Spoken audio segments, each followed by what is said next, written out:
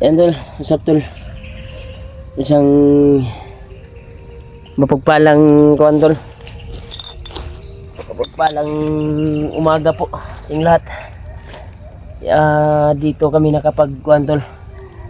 Dito kami nakarating sa area na ito. Dahil may nangyari sa amin tol. Hindi naasahan. Sinugod kami ng maraming bandido at 3 commander ang na-encounter namin. Kaya nakakalungkot isipin. Ang kasama ko na si Julius ay tinamaan ng orasyon ni Commander Amaw. Kaya grabe yung kuwan ko dahil sa pagsugod ko ay biglang tumakas na naman si Commander Amaw at yung isang commander. Kasi yung tinudas ni Julius ay isa palang patibong. Kaya muntik na siyang napuruhan. Buti na lang dumating ako. Dahil nung nangyari yung kuwan tol, nung nangyari yung kuwan talaga, ay may nangyari na sa amin na silbi nagkahiwalay kami ba dahil sa ambusan na nangyari. Buti na lang naktuhan ko si Julius sa pagtudas niya sa isang bandido. At bigla din dumating yung mga commander. Ako din, sumugod din ako upang iligtas si Julius. Kaya yan yung kalagayan niya ngayon. Iniinda pa niya yung sakit pero okay na tol dahil ginamot ko naman at ano nang yung orasyon na pagpawala sa lason. Kasi parang lason ng kobra yung natamo niya. May kapangyarihan na lason ng kobra yung commander na yun. Kaya siya nahilo. Pero nagpapasalamat po ako na nakatulog siya. Daming lamok. Nagpapasalamat ako na nakatakas kami sa area na yun. Habang kuwan tol, habang nagpapahinga siya, nagigisingin ko to ngayon. Ay magkakape kami.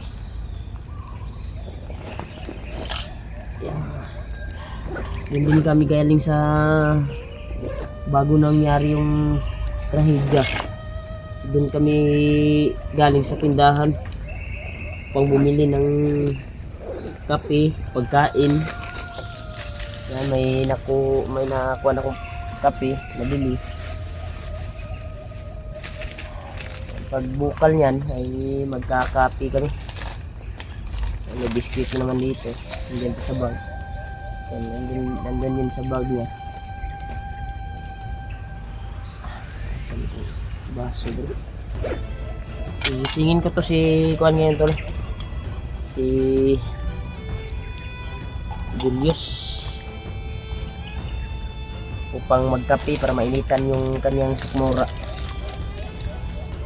Huwag na tayong mag-alala kay Julius tol dahil binabot ko naman siya sa bertod na orasyon pawala sa kanyang natamo na orasyon galing sa kalaban.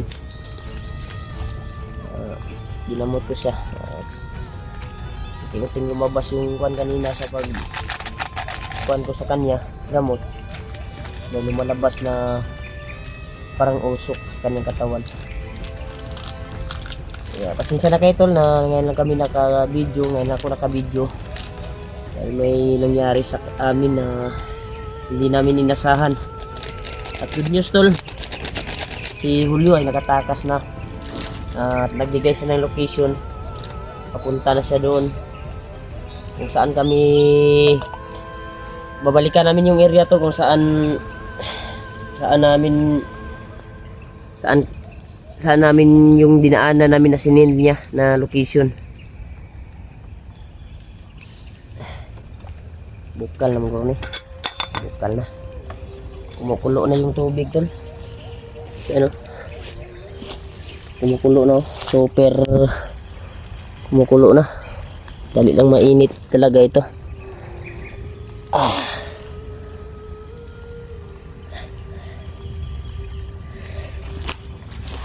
Patayin na natin ito. Malaking tulong talaga itong maliit na kuan ko.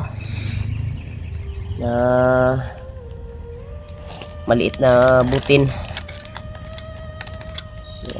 Yung isang bala ko sa butin ko ay naubos na. Pero may dalawa pa akong reserva dyan. Ikuha natin to si Julius para makuha yung sikmura niya ba. Mainitan. Kanina lang yan natutulog tol. Papahinga, hindi ko na lang ginalaw kasi hinakwat ko to siya eh. Kaya nakulap po ito. Naghanap ako ng area na pwedeng kuha na namin mapag-relaxan.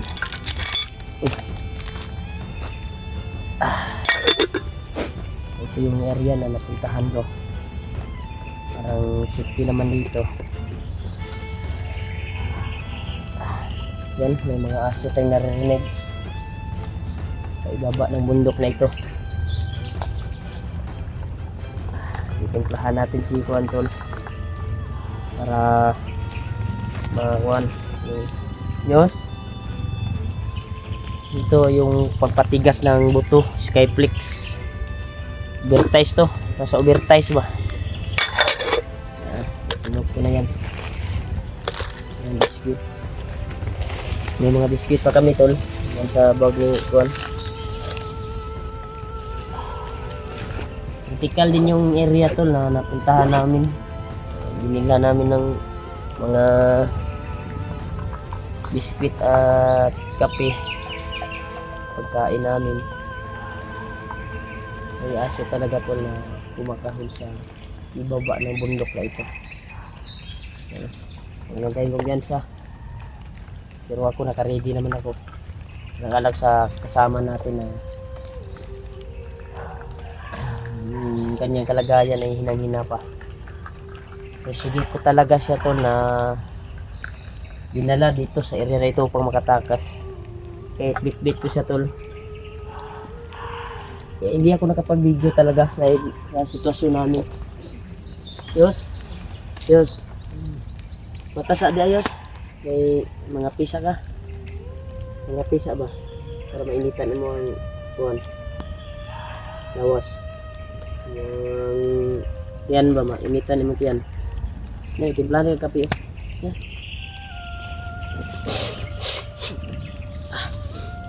Grabe. Sobrang lakas ng ulan kanina. Buti nakatulong itong kuwan na ito. Buti lang hininto. Pagbihis tayo ng sangina natin. Oh, pangkape oh.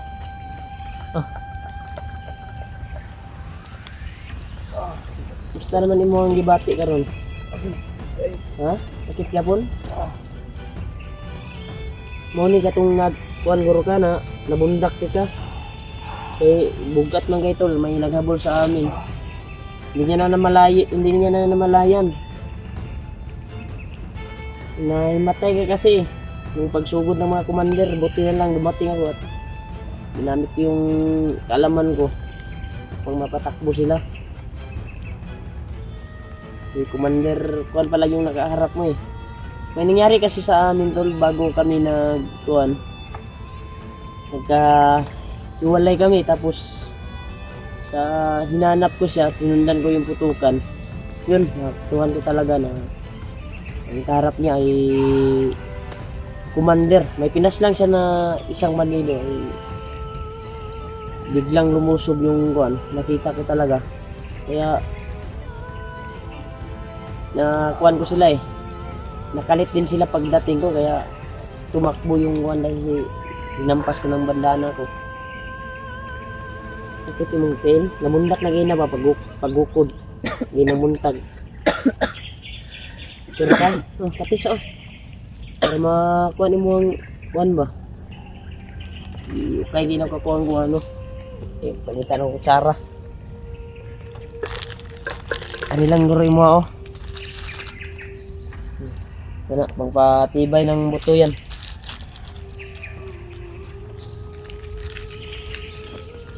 Pangpalakas yan. Patibay ng kuan yan. Ayun na. Basta man mong kuan, haminaw. Lamok oh. Pagka na nagpak lamok eh. Bawal mo ta magdaog diri sigma kuan na ng aso ba. Atong mukira at bango basig maadtuan ta diri.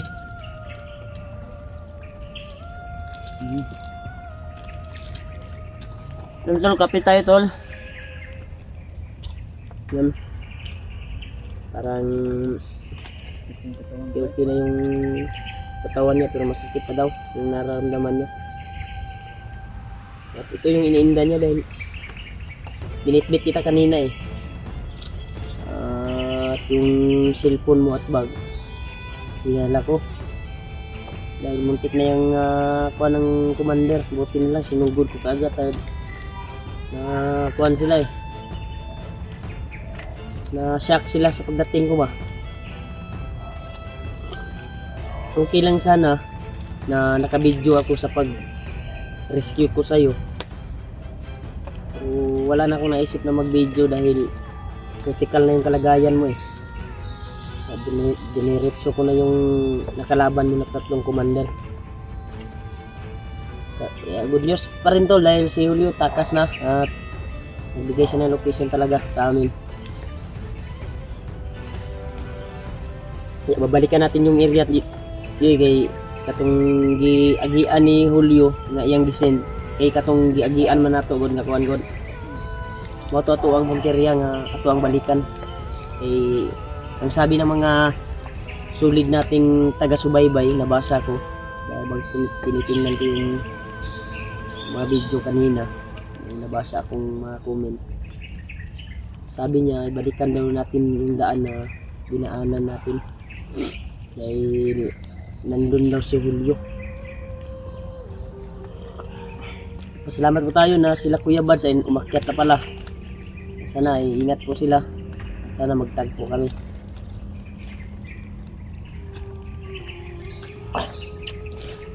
Kaya i-share nyo itong video namin tol. Yung mga kuha namin kasama. Lalo na ka-Julio.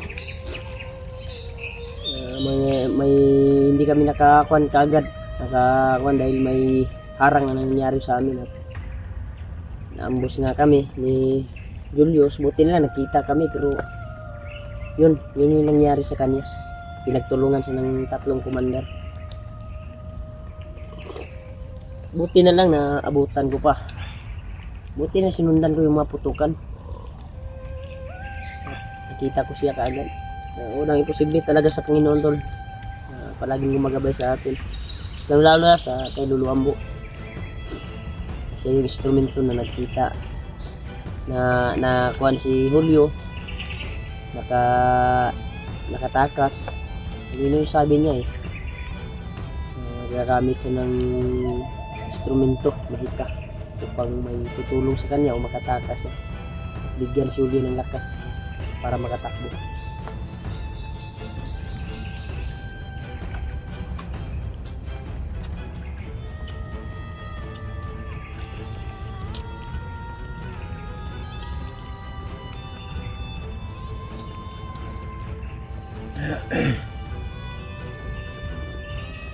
Kapitay tol.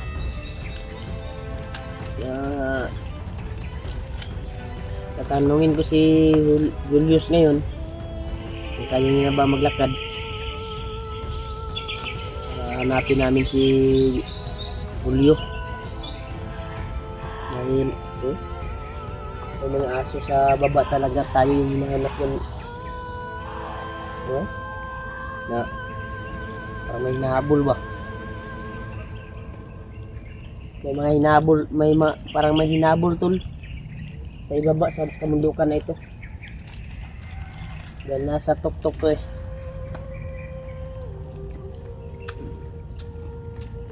Basta pamilya mo. Okay na? Hindi pa kayo.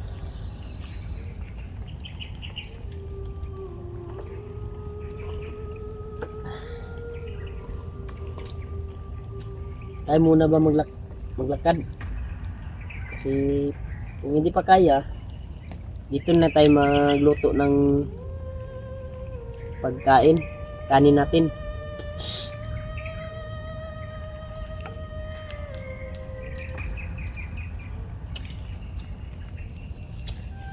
Kaya na, dili ba? Sakit ba? Sakit ba? Sakit pa daw yung kanya tol. Paa niya.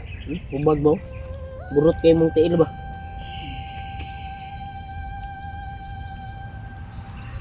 Isod po kayo bubaba mga tagod niya. Huwag pa na ito nakitaan si Julio. Pero ito na yung tamang pagkataon na makita ta si Julio dahil nagsinsa ng location.